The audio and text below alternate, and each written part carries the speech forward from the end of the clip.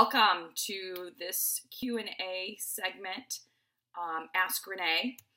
By way of introduction, my name is Renee Hahn, and I am a local realtor serving Southwest Florida. I'm with Downing Fry Realty.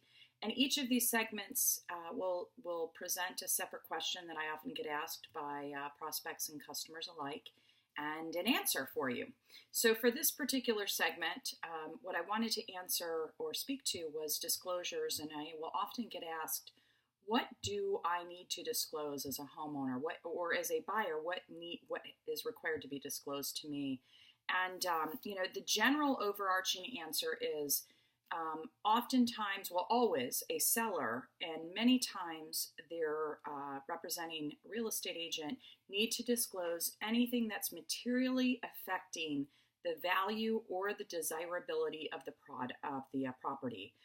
The reason I say is always the seller, sometimes the realtor, is obviously you can only disclose what you know about. So there are times when a property owner may know something about a property that their real estate agent may not know. But if these are, again, anything materially affecting the value or desirability of property. And that could be things like, in the area in Southwest Florida, we're required to disclose information about HOAs. The fact that they are present and in a particular community, and what those costs of the HOA at present are. It could be things like neighborhood nuisances, and this one's a little bit of a gray area. But if there's something really prominent that affects the desirability of a property, you are obligated to disclose that. Property restrictions. This could be deed restrictions or other, any restrictions that come with owning that property. If there's outstanding permits that affect that property or liens.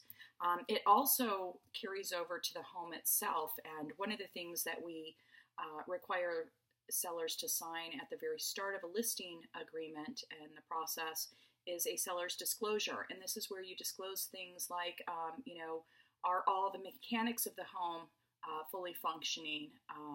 Are there, any problems with the roof, etc.? This is so make sure if you're interested in a property that you request to have your realtor provide a copy of the seller's disclosure so you can see what's been disclosed on there. The other thing to keep in mind with the seller's disclosure is if it has been disclosed on the seller's disclosure is something that's not functioning and it's not addressed in the sales contract. So I'll give you an example. If the refrigerator was disclosed as not working, or the ice maker within the refrigerator was not working, and that was disclosed on the seller's disclosure, if the buyer wants that addressed as part of the purchase of the property, they should write that into the contract at the very beginning. So that's something I find most people take for granted and aren't aware of, because that disclosure happens at the very front, and it's not something that happens through the inspection process. It's discoverable at the very onset. And so if these buyers are not okay with the current condition of those disclosures and want something to be done about them, either as a financial concession or the seller to fix them, those things, I highly encourage you to have those written into the actual sales contract.